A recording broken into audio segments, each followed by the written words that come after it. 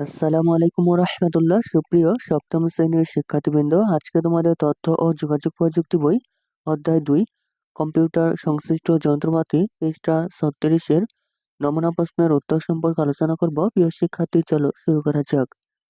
নমুনা প্রশ্ন 1 নম্বর হচ্ছে, তুমি একটি ছবি ডিজিটাল প্রতিলিপি করতে চাও, এক্ষেত্রে কম্পিউটারের কোন ডিভাইসটি ব্যবহার করবে? উত্তর হচ্ছে 1-এর ঘ, স্ক্যানার। উত্তর হচ্ছে 1-এর ঘ, স্ক্যানার। 2 নম্বর প্রশ্ন হচ্ছে, প্রসেসরকে কম্পিউটারের মস্তিষ্ক বলা যায় কারণ? উত্তর হচ্ছে 2-এর ঘ, 1, 2, 3। 1 নম্বর হচ্ছে এটি মাদারবোর্ডের সাথে সংযুক্ত থাকে।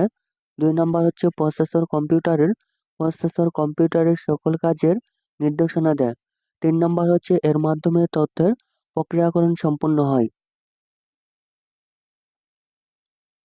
3 নম্বর প্রশ্ন হচ্ছে, তোমার ডিজিটাল ক্যামেরায় তোলা ছবি সেভ বা সংরক্ষণ করতে কোন ডিভাইসটি ব্যবহার করবে? উত্তর হচ্ছে 3-এর ঘ, হার্ড ডিস্ক। উত্তর হচ্ছে 3-এর ঘ, হার্ড ডিস্ক। 4 নম্বর প্রশ্ন হচ্ছে, একসাথে সরাসরি ছবি দেখা ও কথা বলার জন্য কোন কোন ডিভাইস ব্যবহার করা যায়? উত্তর হচ্ছে 4-এর খ। উত্তর হচ্ছে 4-এর খ, ওয়েব ক্যামেরা ও মাইক্রোফোন। ওয়েব ক্যামেরা ও মাইক্রোফোন। নিচের অনুচ্ছেদটি পড়ে 5 ও 6 নম্বর প্রশ্নের উত্তর দাও। মতিন সাহেবের বড় নাতনি কণা ল্যাপটপে বসে বাংলাদেশ ও দক্ষিণ আফ্রিকার ক্রিকেট খেলা দেখছে।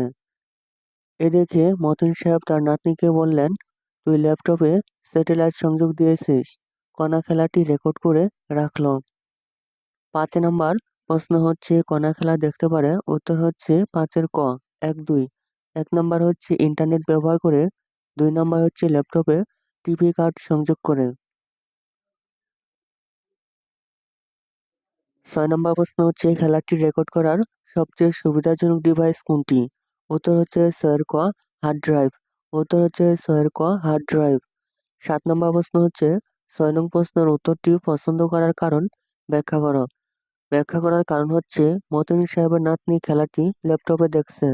এ খেলাটি স্যাটেলাইট থেকে সম্প্রচার হচ্ছে বলে রেকর্ডিং করার জন্য অনেক বেশি জায়গা দরকার। বর্তমানে হার্ড ড্রাইভ এর ধারণ ক্ষমতা 500 গিগাবাইট থেকে 4 টেরাবাইট পর্যন্ত হয়ে থাকে।